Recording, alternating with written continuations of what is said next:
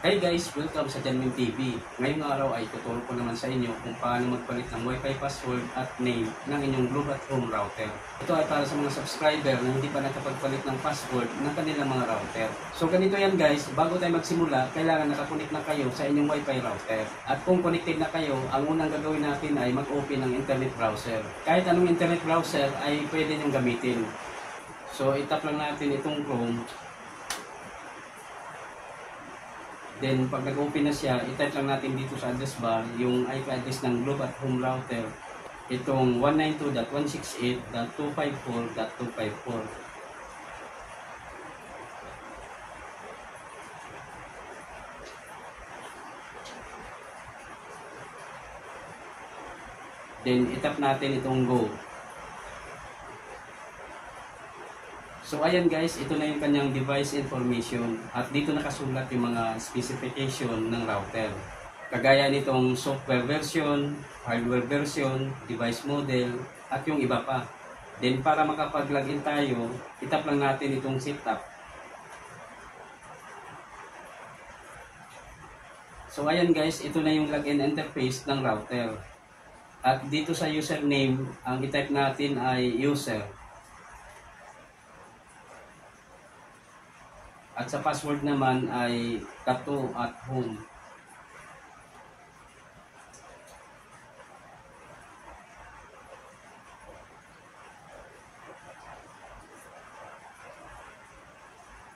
Then itap natin itong login. So ayan guys, ito na yung dashboard ng Globe at Home router. Then itap natin itong network.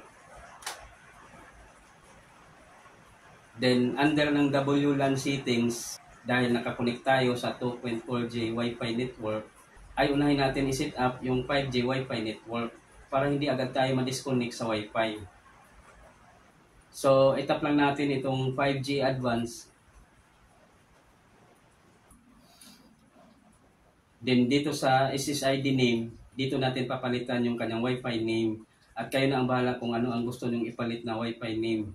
Sa akin halimbawa, ang ipalit ko ay Janmin 5G.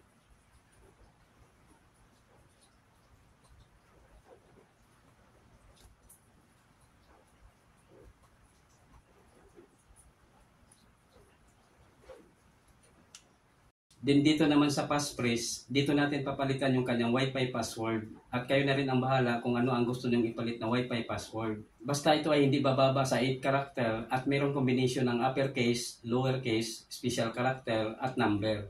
Sa akin halimbawa, ang ipalit ko ay janmim_tv at 2023.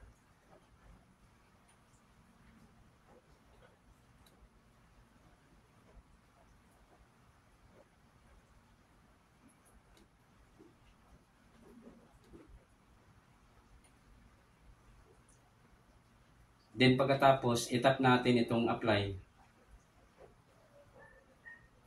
So ayan guys, napalitan na natin ng Wi-Fi name at password yung kanyang 5G Wi-Fi network. Next ay ito namang 2.4G Wi-Fi network. Itap lang natin itong advance. Then dito sa SSID name, dito natin papalitan yung kanyang Wi-Fi name. At bahala na kayo kung ano ang gusto nyong ipalit na Wi-Fi name. Halimbawa, ang ipalit ko ay Janmim 2.4G.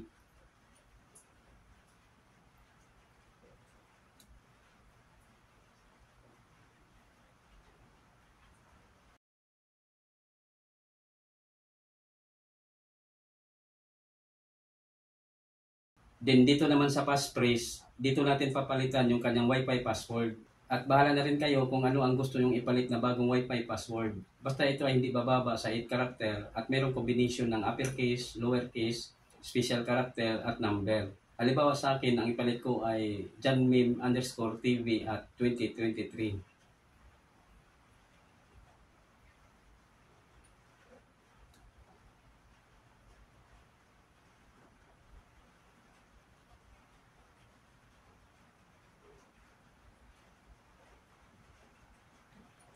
Then itap natin itong apply.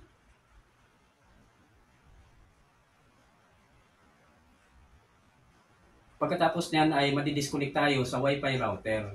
I-reconnect na lang natin siya ulit gamit ang ating bagong Wi-Fi password. So dito guys, makikita na natin yung bagong Wi-Fi name na ipinalit natin. Itong Janmem 2.4G at Janmem 5G. At itry natin mag-connect dito sa Janmem 2.4G.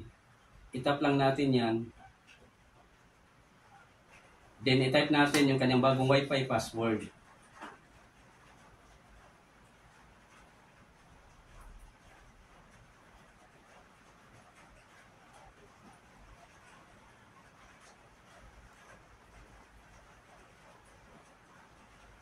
Then tap connect.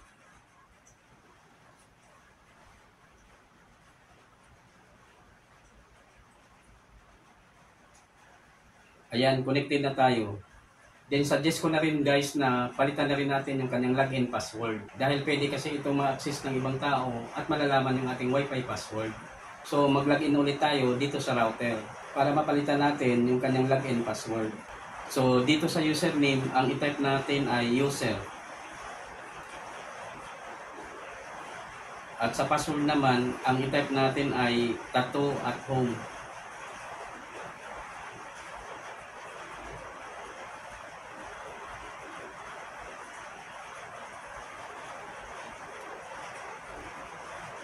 Then tap login. Ayan guys, nandito ulit tayo sa dashboard ng router. At para mapalitan natin yung kanyang login password, ay itap natin itong management. Then dito sa old password, itype lang natin yung kanyang lumang password, tattoo at home.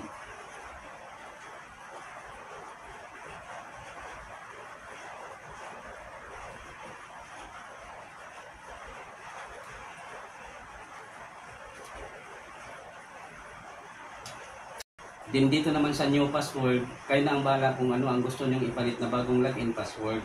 Basta ito ay hindi bababa sa 8 character at mayroong combination ng uppercase, lowercase, special character at number. Sa akin halimbawa, ang ipalit ko ay janmem_tv at 2023.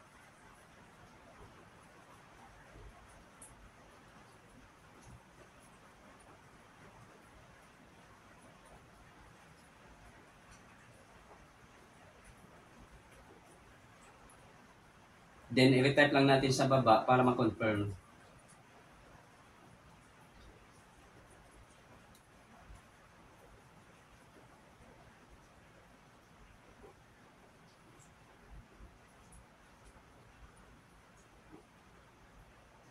Then, tap apply.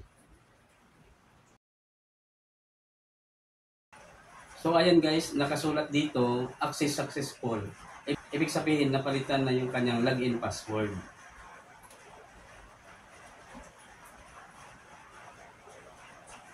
I-log out muna natin. So, mag-login ulit tayo dito sa router para malaman natin kung gumagana yung ipinalit natin na bagong login password. So, dito sa username, ang i-type natin ay user. At sa password naman, i-type natin yung ating ipinalit na bagong login password.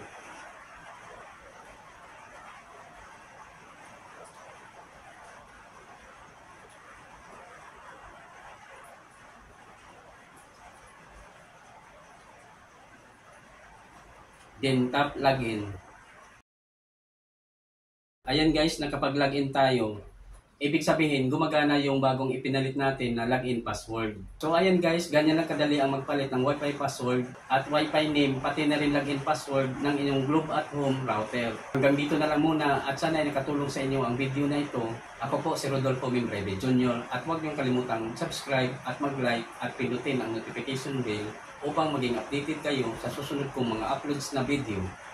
Bye!